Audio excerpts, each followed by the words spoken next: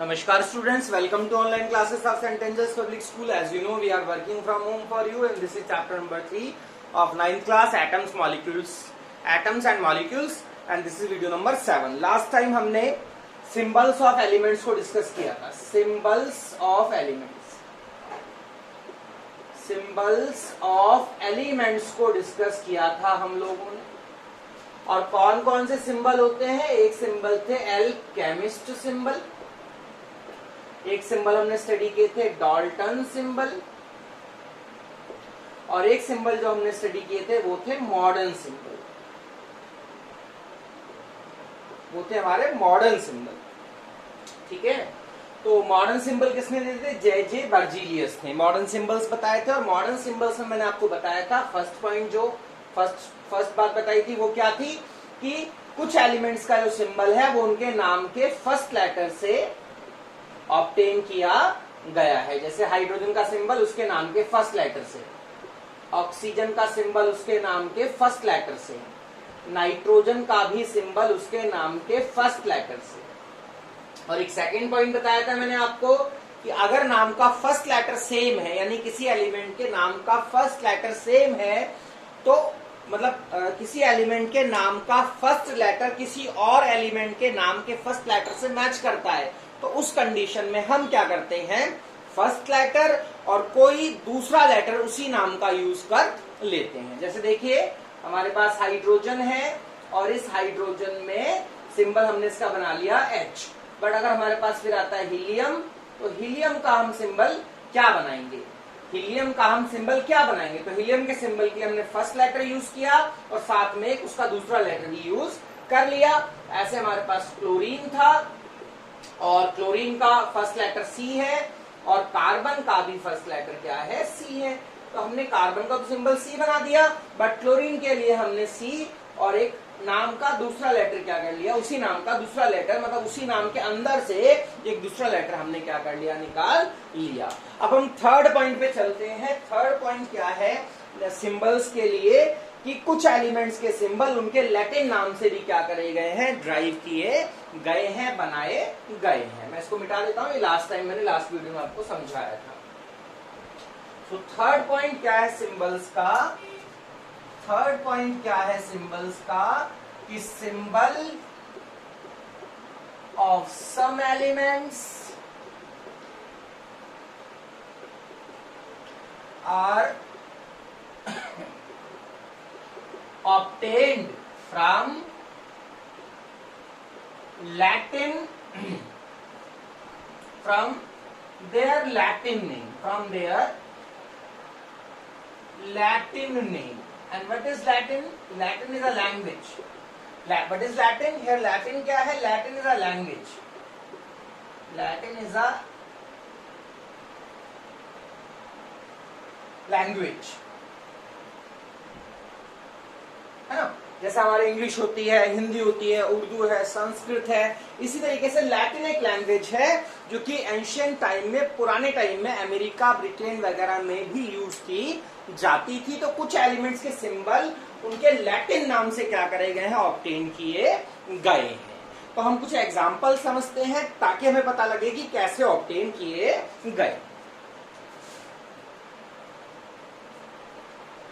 तो इसे मैं मिटा देता हूं, तो फिर हम आगे समझते हैं कि कौन कौन से एलिमेंट्स के जो सिंबल्स हैं उनके लैटिन नेम से ऑब्टेन किए गए.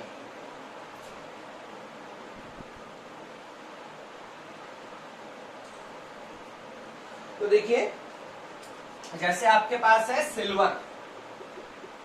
सिल्वर एक एलिमेंट है, आपने पढ़ा इसका सिंबल होता है Ag.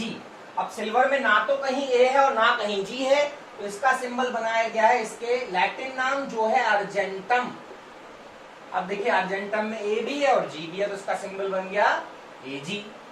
और भी एग्जांपल है सिल्वर के अलावा. एक एग्जांपल है जैसे आपका कॉपर. कॉपर का सिंबल होता है Cu. अब कॉपर में C तो आ रहा है बट U नहीं आ रहा, तो इसका नाम है क्यूप्रम. क्यूप्रम इसका लैटिन नेम है और वहां से इस सिंबल को बनाया गया है. ऐसे आपके पास है गोल्ड. गोल्ड का सिंबल होता है Au. अब गोल्ड में कहीं भी ना तो ए है ना यू है, तो इसका लैटिन भाषा में नाम है ऑरम। ऑरम से इसका सिंबल AU ड्राइव किया गया है। ऐसे ही हमारे पास एलिमेंट है आपका आयरन। आयरन का सिंबल आपने पढ़ा Fe। आयरन का सिंबल होता है Fe। अब आयरन ना तो F है ना E है, तो इसका लैटिन में नाम है फेरम, और फेरम में FeR है तो इसका सिंबल Fe बना लिया गया। ऐसे आपके पास है सोडियम। तो सोडियम का सिंबल है हमारा, सोडियम का सिंबल है Na। अब सोडियम में ना तो N है ना A है, तो इसका सिंबल बनाया गया है नेट्रियम से। नेट्रियम में नेट्रियम जो है सोडियम का लैटिन नेम है। ऐसे हमारे पास है पोटेशियम। तो पोटेशियम में अगर आप देखेंगे तो पोटेशियम का सिंबल है K। अब पोटेशियम में कहीं भी K नहीं है, तो इसका लैटिन में नाम है कैलियम। तो कैलियम से इसका K सिंबल बना है। We have some more examples also, आप इसे पहले से नोट कर लीजिए, फिर बताता हूं।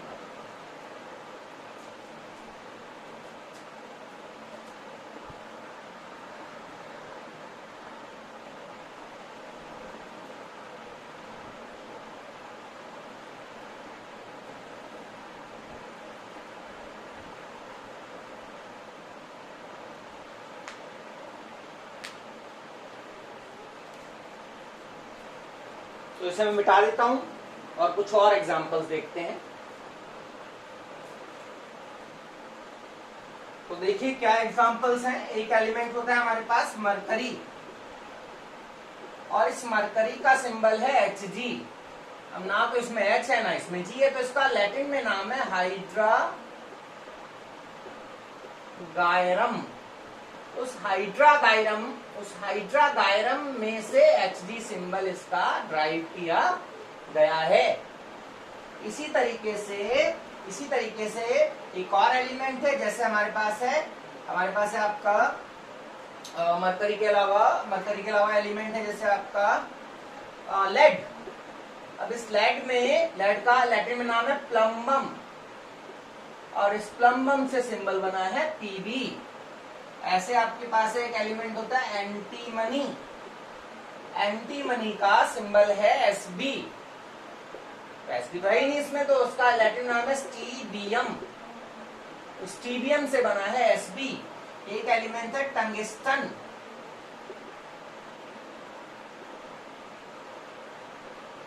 टंगिस्टन का सिंबल है W। W तो है ही नहीं, तो इसका इस लैटिन में नाम नहीं, ये वॉल्फॉर्म नाम है। ये लैटिन भाषा से नहीं आया, ये जर्मन लैंग्वेज से आया है। तो जर्मन में वॉल्फॉर्म बोला जाता है टंगिस्टन को। वॉल्फॉर्म से W सिंबल बना है किसका? टंगिस्टन का। ये यहाँ पे एक्सेप्शन है, जो कि जर्मन लैंग्वेज से नाम लिया गया है, सिंबल बनाया गया टंगिस्टन का। बाकी सब लैटिन लैंग्वेज से बनाए गए हैं सिंबल।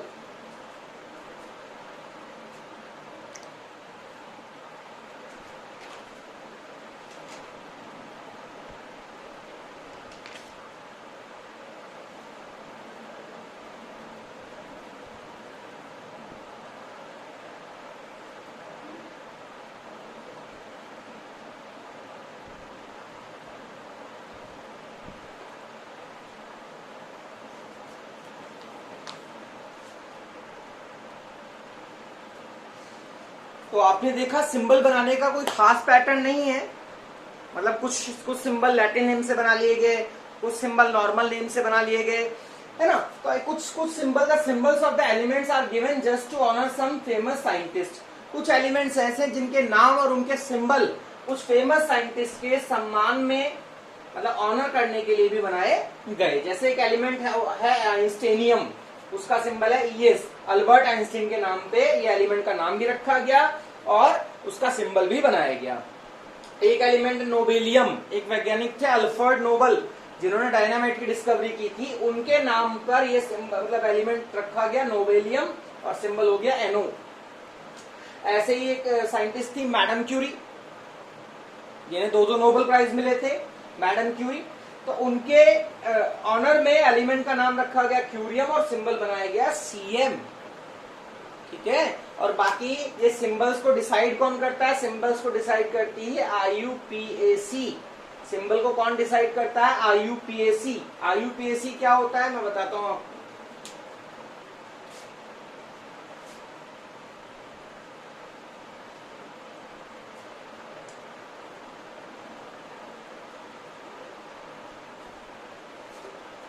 सिंबल्स को कौन डिसाइड करता है? आईयूपीएसी। आईयूपीएसी क्या होता है? आईयूपीएसी एक जो आपका बहुत बड़ा डिपार्टमेंट है केमिस्ट्री का, इसकी फुल फॉर्म है international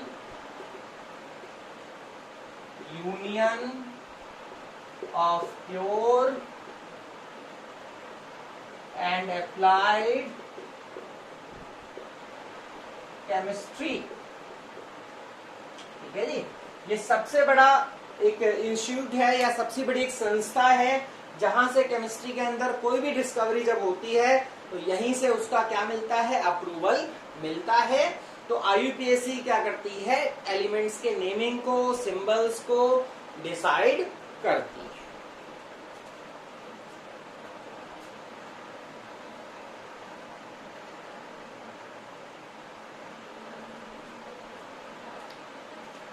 now there how do atoms exist in nature? Atoms किस तरह से नेचर में पाए जाते हैं, है ना? एटम्स किस तरह से नेचर में पाए जाते हैं, किस फॉर्म में पाए जाते हैं, इसके बारे में डिस्कस करेंगे। तो पहले दो बातें समझिए कि एक तो एटम जो है वो स्मॉलेस्ट पोर्शन ऑफ मैटर है, ये तो पता ही है आपको। एटम जो है वो स्मॉलेस्ट पोर्शन ऑफ मैटर है, या यूं कह लें कि स्मॉलेस्ट यूनिट ऑफ मैटर है। मैटर की सबसे छोटी पार्ट जो है वो एटम है। और दूसरी बात, generally atoms of most of elements not exist independently. मतलब जनरली क्या होता है कि जो एलिमेंट्स के जो एटम्स हैं वो इंडिपेंडेंटली एग्जिस्ट नहीं करते हैं। मीन्स ये कि आपको बोला जाए ऑक्सीजन है, क्या ऑक्सीजन पाई जाती है?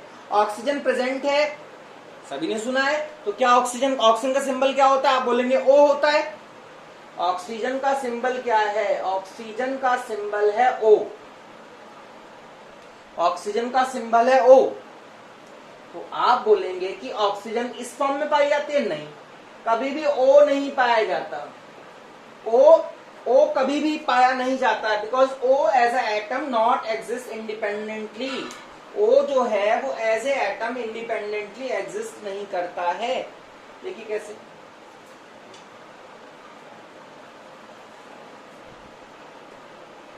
देखिए, अगर आपको बोला जाए कि ऑक्सीजन है, ऑक्सीजन, तो ये ऑक्सीजन जो है वो किस फॉर्म में पाई जाएगी? ऑक्सीजन का सिंबल ओ। तो क्या ये ओ पाया जाता है? आंसर नहीं,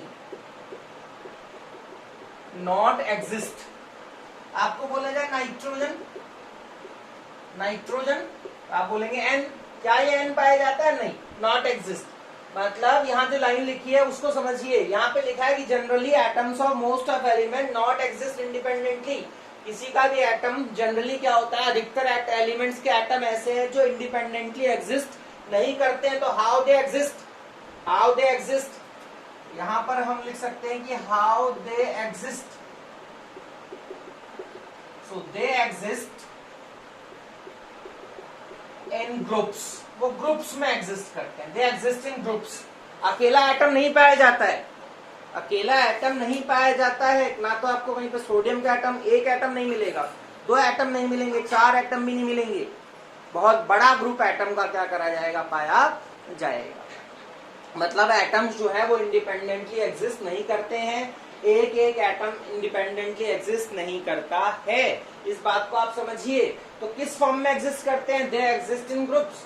एटम हमेशा ग्रुप्स में एग्जिस्ट करते हैं, ग्रुप एक साथ ग्रुप में एग्जिस्ट करेंगे। ठीक है।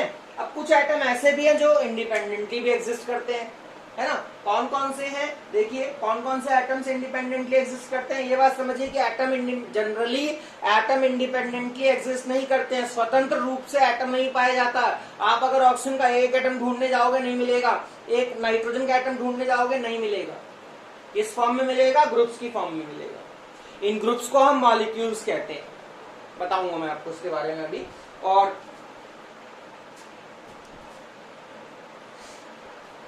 तो यहाँ एक्सेप्शन है, बट कुछ ऐसे भी हैं जो इंडिपेंडेंटली भी एग्जिस्ट करते हैं।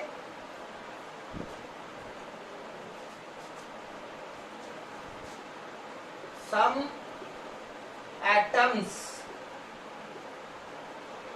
ऑल्सो, सम एटम्स एग्जिस्ट इंडिपेंडेंटली।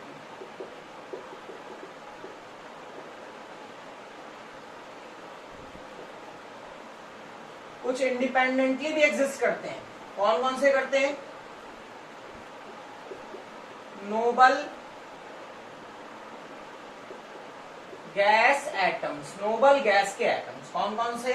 जैसे नियॉन है, आर्गन है, क्रिप्टन है, जेनॉन है, रेडॉन है, हीलियम है। ये नोबल गैसेस कहलाती हैं। Helium, neon, argon, krypton, xenon, radon, इनके एटम्स इंडिपेंडेंटली एग्जिस्ट करते हैं। और क्यों करते हैं इसका रीजन आपको आगे पता लग जाएगा।